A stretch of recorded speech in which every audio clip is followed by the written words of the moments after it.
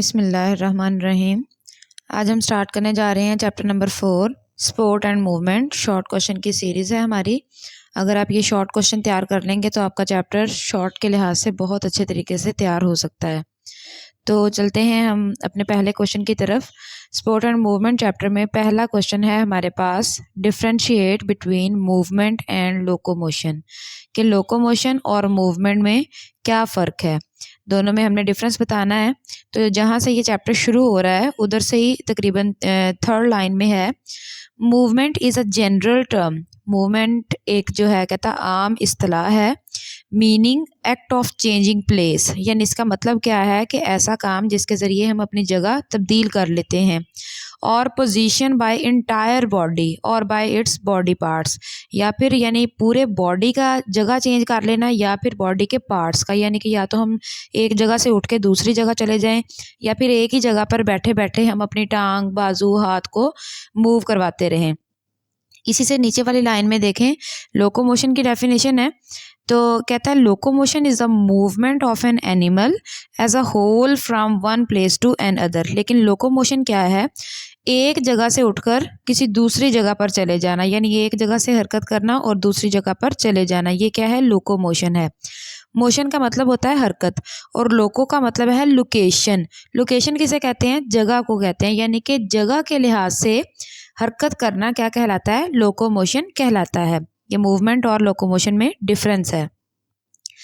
हमारे पास next question है, differentiate between exoskeleton and endoskeleton. ये भी पेज नंबर 57 पर है आपकी बुक में। ह्यूमन स्केलेटन वाले टॉपिक के अंदर देखिए तकरीबन 5th line, like other vertebrates the human skeleton is on the inside of body and is called endoskeleton। कहता वर्टिब्रेट्स की तरह, वर्टिब्रेट्स क्या होते हैं, ऐसे जानदार जिनमें बैकबोन मौजूद होती है यानी रीढ़ की हड्डी पाई जाती है।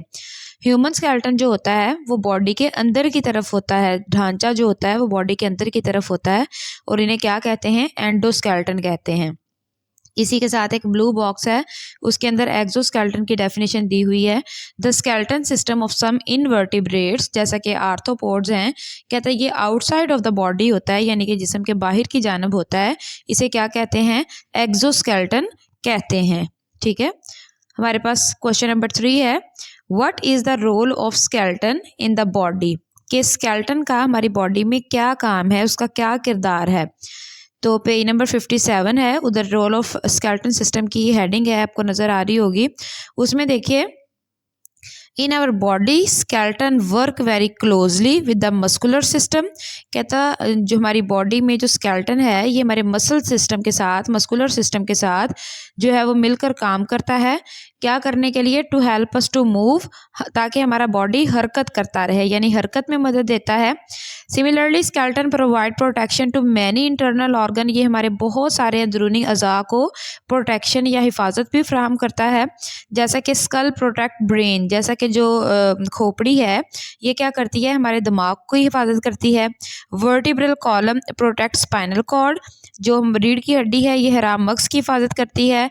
एंड रिब्स, और जो पसलियाँ हैं ये protect most of our other internal organ, ये ज़्यादातर हमारे अंदरूनी अज़ा को महफूज रखती है या हिफाजत में रखती है। Vertebral column also provide the main support to our body mass, हमारे जिस्म का जितना भी वज़न है या जितना भी मास है, हमारा बॉडी मास, उसको जो मेन सहारा फ्राहम करता है वो कौन है, वर्टिब्रल कॉलम फ्राहम करता है। ठीक है, नेक्स्ट देखिए, डिफाइन द फॉलोइंग। ये डिफाइन द फॉलोइंग, ये क्वेश्चन नंबर 4 जो है आपके पास, ये आपके पास 4 हिस्सों में डिवाइड किया हुआ है। इसमें 4 डेफिनेशंस हैं, ये अलग अलग भी आपसे पूछी जा सकती हैं। किसी 2 डेफिनेशन का इनमें डिफरेंस भी पूछा जा सकता है। सबसे पहले है आपके पास कार्टिलेज, के कार्टिलेज की डेफिनेशन आपने बतानी है। तो पेज नंबर 58 है आपके पास, कार्टिलेज की हेडिंग है, स्टार्ट से आपने देखना है। कहता cartilage is a dense clear blue white firm connective tissue. कहता कार्टिलेज क्या है, यानी ब्लूइश वाइट किस्म का मजबूत कनेक्टिव टिश्यू है, लेकिन लेस स्ट्रॉन्ग देन बोन, लेकिन हड्डी की निस्बत कम मजबूत है। The cell of cartilage are called chondrocyte, जो कार्टिलेज के सेल्स होते हैं उन्हें हम क्या कहते हैं, कॉन्ड्रोसाइट कहते हैं। ठीक है, इसके दूसरा पार्ट है आपके पास फाइब्रस कार्टिलेज का। तो फाइब्रस कार्टिलेज क्या है, इसी पेज में देखिए नीचे फाइब्रस कार्टिलेज की हेडिंग दी हुई है। Fibrous cartilage is very tough and less flexible. Tough होता है, हार्ड होता है थोड़ा सा, और कम लचकदार होता है। Due to large number of thick collagen fiber, क्योंकि इसके अंदर बहुत ज़्यादा तादाद में थिक कोलाजन फाइबर होते हैं। इन निटेड फॉर्म यानी इतने अंदर बारीकी से मौजूद होते हैं कैसे जैसे बुने हुए हों। It is found in intervertebral disc, तो ये इंटरवर्टिब्रल डिस्क के अंदर पाया जाता है। नेक्स्ट हमारे पास थर्ड है हायालाइन कार्टिलेज। ये भी इसी टॉपिक के अंदर ही है, हेडिंग नज़र आ रही होगी आपको। इज स्ट्रॉन्ग येट फ्लेक्सिबल, कहता है स्ट्रॉन्ग होता है लेकिन फ्लेक्सिबल भी होता है। इट इज़ फाउंड, अब कहाँ पाया जाता है, covering the end of long bones, जो लंबी लंबी हड्डियाँ होती हैं उनके आखिरी सिरों पर पाया जाता है। इन द नोज, नाक में, लैरिंक्स में, ट्रेकिया में एंड ब्रोंकियल ट्यूब में ये पाया जाता है। इसके बाद हमारे पास फोर्थ पार्ट है इसका, इलास्टिक कार्टिलेज। तो elastic cartilage is similar in structure to hyaline cartilage, कहता तकरीबन ये हायालाइन कार्टिलेज जैसा ही होता है। It is also quite strong, ये भी बहुत मजबूत होता है, बट हैज़ इलास्टिसिटी, लेकिन इसमें लचक होती है। क्यों लचक होती है? Due to the network of elastic fiber, क्योंकि इसके अंदर बहुत ज़्यादा इलास्टिक फाइबर मौजूद होते हैं in addition to collagen fiber, यानी कोलाजन फाइबर के साथ साथ इसमें इलास्टिक फाइबर्स भी मौजूद होते हैं। It is found in epiglottis and pinna. Pinna क्या है?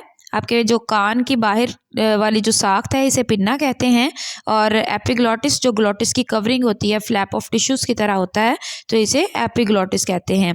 तो ये जो चारों डेफिनेशन है ये कार्टिलेज के टॉपिक में आपको मिल जाएंगी, हेडिंग्स दी हुई हैं, तो आप देखेंगे तो आपको ये नज़र आ जाएंगी। ठीक है, नेक्स्ट हमारे पास क्वेश्चन नंबर 5 है हमारा, डिफाइन बोन। बोन की डेफिनेशन हमने बतानी है, तो सेम पेज पर ही है कार्टिलेज वाले टॉपिक के बिल्कुल नीचे।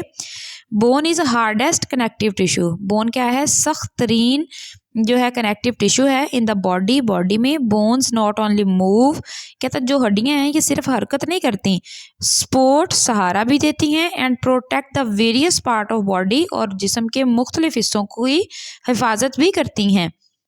बट ऑल्सो प्रोड्यूस, और इसके साथ साथ ये क्या करती हैं, रेड ब्लड सेल और वाइट ब्लड सेल भी प्रोड्यूस करती हैं, और इसके अलावा ये मिनरल्स को भी स्टोर करती हैं, यानी कि ये हमें हरकत करने में मदद देती हैं, सहारा देती हैं, हमारे बॉडी के ऑर्गन्स को प्रोटेक्ट करती हैं, और इसके अलावा रेड ब्लड सेल और वाइट ब्लड सेल को प्रोड्यूस करती हैं, और मिनरल्स को भी स्टोर करने का काम करती हैं। Bone is a hardest connective tissue in body.